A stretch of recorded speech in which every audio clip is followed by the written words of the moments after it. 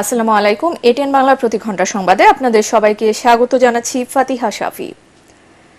সাবেক ৩ প্রধান বিচারপতি সহ আপিল বিভাগের ৭ বিচারপতির বিরুদ্ধে আদালত অবমাননার মামলা হয়েছে। সকালে আইনজীবী অ্যাডভোকেট ইউনুস আলী আকন্দ এই মামলা দায়ের করেন। ৩ প্রধান বিচারপতি হলেন সৈয়দ মাহমুদ হোসেন, হাসান ফয়েজ সিদ্দিকী এবং ওবায়দুল হাসান। আপিল বিভাগের অন্য ৪ বিচারপতি হলেন মোহাম্মদ ইমান আলী, মির্জা হোসেন হায়দার, আবু বকর সিদ্দিকী ও মোহাম্মদ নুরুজ্জামান। ক্ষমতার অপব্যবহার করে ওই ৭ বিচারপতি অসাংবিধানিকভাবে আদালত অবমাননার দায়ে বাদী ইউনুস আলী আকন্দকে শাস্তি দেন। এই অভিযোগে তাদের বিরুদ্ধে আদালত অবমাননার মামলা করেছেন তিনি।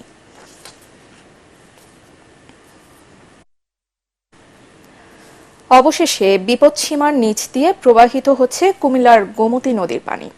বর্তমানে নদীটির পানি বিপদসীমার ৩ সেন্টিমিটার নিচ দিয়ে প্রবাহিত হচ্ছে, এতে বন্যা পরিস্থিতির উন্নতি হচ্ছে। এর আগে গত ২২শে আগস্ট রাতে গোমতীর পানি বিপদসীমার স্মরণকালে সর্বোচ্চ উপর দিয়ে প্রবাহিত হয়, এতে বুড়িচঙ্গে বুরবুরিয়া এলাকার বাঁধ ভেঙে ভয়াবহ বন্যার সৃষ্টি হয়। এদিকে টানা বৃষ্টি ও উজানের পানিতে এখনও পানিবন্দী নোয়াখালীর বাসিন্দারা তলিয়ে আছে পথঘাট। এছাড়া চাঁপাইনবাবগঞ্জে পদ্মা নদীর পানি বাড়ছে। পানি বাড়ার সঙ্গে সঙ্গে রাক্ষসী হয়ে উঠছে নদীটি। এতে ঝুঁকিতে রয়েছে হাজার হাজার হেক্টর আবাদি জমি, সরকারি স্থাপনা ও ঘরবাড়ি। দর্শক, এই মুহূর্তে নোয়াখালীর কবিরহাটে আছেন সহকর্মী মুশফিকুর রহমান। বন্যা পরিস্থিতির সর্বশেষ খবর জানাচ্ছেন তিনি।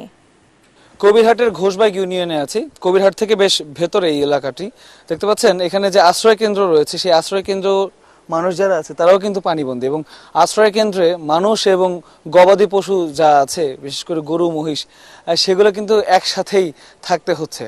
এবং আমরা যতটুকু জেনেছি এই এলাকার কয়েকজনের সাথে কথা বলে, তারা আমাদেরকে জানিয়েছেন এই এলাকায় মানুষের খাবারের যে সংকট রয়েছে, তার পাশাপাশি কিন্তু গবাদি পশুর যে খাবার রয়েছে সেই সংকটটা রয়েছে। কারণ এইখানে কিন্তু বাইরে থেকে যে মালামাল সরবরাহ করার যে রাস্তা, সেই রাস্তাটা কিন্তু তলিয়ে গেছে এবং রাস্তাটা কিন্তু বেশ ভাঙাচোরা। এর জন্য এখানে কোনো ট্রাক তেমন ঢুকতে পারছে না, এবং এখানকার মানুষজন যারা আছেন তারা বেশ অনেকদিন যাবতে কিন্তু দুর্ভোগের মধ্যে রয়েছেন। আশেপাশের স্থানীয় যারা আছেন প্রভাবশালী, তারা কিছু কিছু খাবার দাবার তাদেরকে দেওয়ার চেষ্টা করছেন, তবে বাইরে থেকে কিন্তু ত্রাণ সামগ্রী খুব বেশি ঢুকতে পারছে না। এই এলাকাটা বেশ ভেতরে হওয়ার কারণে দেখতে পাচ্ছেন মহিষগুলোকে পানির মধ্যে দাঁড় করিয়ে রাখা হয়েছে বেশ অনেকদিন যাবত। এছাড়া মানুষ যারা এই আশ্রয় কেন্দ্রগুলোতে আছেন, সেই আশ্রয় কেন্দ্রগুলোতে এই মানুষগুলো কিন্তু এক প্রকার পানিবন্দী অবস্থায় রয়েছে, খাবারের সংকট রয়েছে। আমরা যতটুকু জানি যে গত ২-১ দিন আগে তারা শেষ রান্না করা খাবার খেয়েছিল। এছাড়া তারা কিন্তু শুকনো যে চিয়েরা মুড়ি আছে সেগুলো খেয়েই রয়েছে, এবং ঔষধেরও কিছু সংকট রয়েছে। এই ঘোষবাগের বাজারটা যদিও তলিয়ে যায়নি, তবে বাজারে কিন্তু জিনিসপত্রের দাম, যেটা আমাদেরকে সবাই বললেন, জিনিসপত্রের দাম কিছুটা বৃদ্ধি পেয়েছে স্বাভাবিক সময়ের চাইতে। এর ফলে যেটা হয়েছে যে মানুষজন যে সাহায্য করে এই দুর্গত মানুষদের পাশে এসে দাঁড়াবে, স্থানীয় প্রভাবশালীরা তারাও কিন্তু বেশ বেগ পেতে হচ্ছে। তাদের যে খরচটা, সেই খরচটা কিন্তু ক্রমেই বৃদ্ধি পাচ্ছে। এর ফলে যেটা এই মুহূর্তে প্রয়োজন সেটা হচ্ছে এই এলাকাগুলোতে যে গরুর খাবার, গোখাদ্য যেগুলো আছে, গবাদি পশুর খাদ্য, এবং মানুষের যে রান্না করা যে খাবার, সেটার কিন্তু হাহাকার চলছে। সেই খাবারটা প্রয়োজন, এবং পর্যাপ্ত চিকিৎসা এবং ঔষধের প্রয়োজন এই এলাকাতে। এই ছিল এখনকার মতো আমার কাছে সর্বশেষ। রাজধানীর হাতিরঝিল লেকের পানিতে ভাসমান অবস্থায় এক নারী সাংবাদিকের মরদেহ উদ্ধার করা হয়েছে।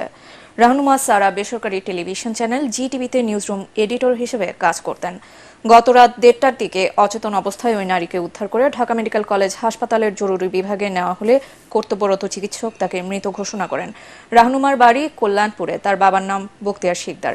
তার লাশ ঢাকা মেডিকেল কলেজ হাসপাতালের মর্গে রাখা হয়েছে, তবে ওই সাংবাদিকের মৃত্যুর কারণ জানা যায়নি।